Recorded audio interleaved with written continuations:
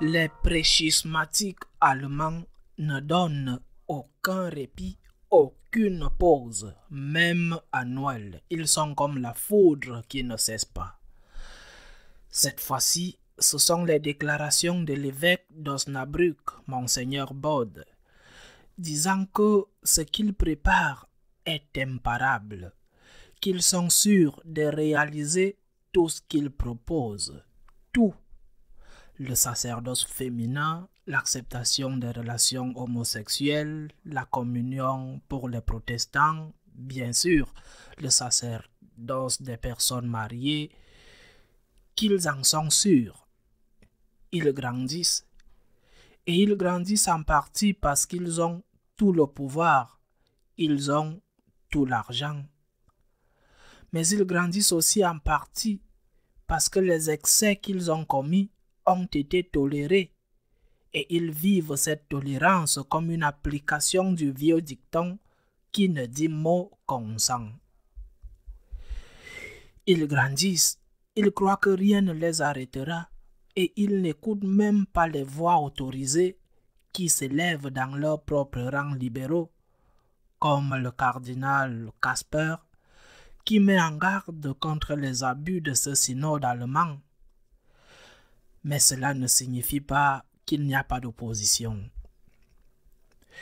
Une résistance contre ces abus est en train de se créer, de s'organiser, comme le prouve le manifeste rendu public et remis personnellement au pape François cette semaine par les représentants d'un groupe qui compte déjà plus de 6000 signatures de personnalités allemandes pour la plupart, précisément contre ce synode, son organisation et ses objectifs. Ils accusent le synode, entre autres, de rompre l'unité de l'Église, de détruire la doctrine catholique et de devenir un véritable schisme du simple fait de son existence lorsque ces documents seront approuvés. La résistance est déjà en Allemagne, organisée. Et ce qui se passe en Allemagne est vraiment très grave. C'est la goutte qui fait déborder un verre déjà plein. Mais ce n'est pas le seul cas. Il y a de plus en plus de catholiques qui sont fâchés avec l'Église à laquelle ils appartiennent et qu'ils aiment. Pour diverses raisons, ils ne sont pas autorisés à recevoir la communion dans la bouche, parfois avec l'excuse de la pandémie. D'autres fois, aucune excuse n'est nécessaire. Ils ne sont pas autorisés à participer à la messe, par exemple, s'ils ne sont pas vaccinés.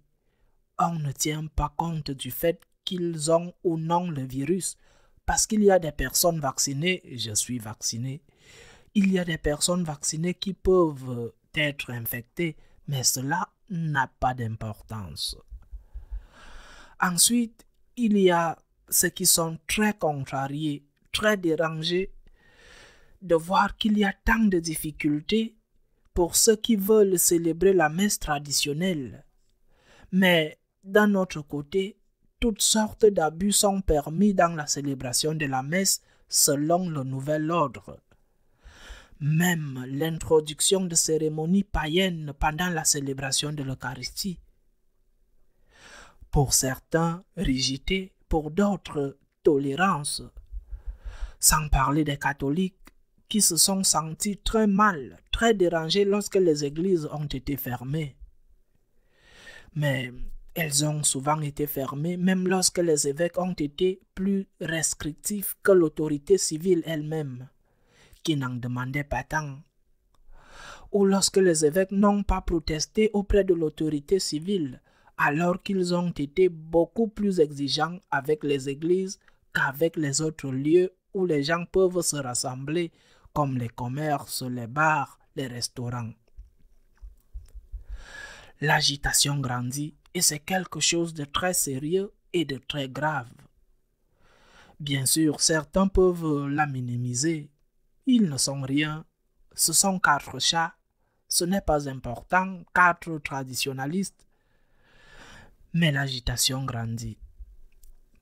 Parmi les laïcs, Et aussi parmi certains jeunes prêtres, l'agitation grandit. Peut-être que certains pensent qu'au lieu de la minimiser, il faut la réprimer et détruire les personnages qui pourraient être les plus en vue dans ce mouvement de résistance naissant. La répression ne mettra fin en rien, au contraire. Elle créera des martyrs et s'attirera également la sympathie de beaucoup de personnes qui, jusqu'à présent, pouvaient considérer ces gens comme des extrémistes conservateurs, mais qui, en voyant comment ils sont traités, auront l'impression d'avoir raison, parce que la répression avec laquelle ils sont traités n'est pas justifiée. Il est très curieux qu'à une époque de synodalité, où l'on parle tant d'écouter le peuple de Dieu, eh bien, il y a une partie du peuple de Dieu qui n'est pas du tout écoutée. Et cette partie du peuple de Dieu est de plus en plus en colère. Et dans l'état actuel des choses, l'Église est confrontée à la possibilité de devoir faire face à deux schismes. Pas un, mais deux.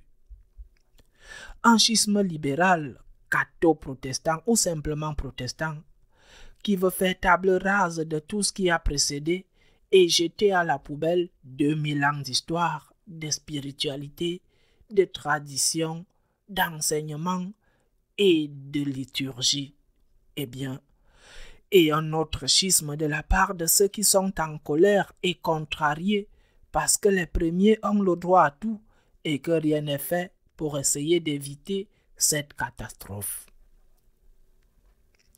Les schismes sont une tragédie, ils le sont. Et tout comme les guerres causent de la douleur, nous devons essayer de les éviter.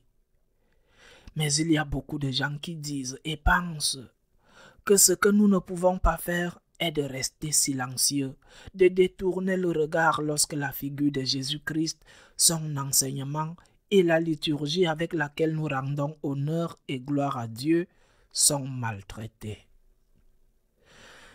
Nous devons travailler pour l'unité et nous devons prier pour l'unité. Nous devons travailler et prier pour l'unité de l'Église.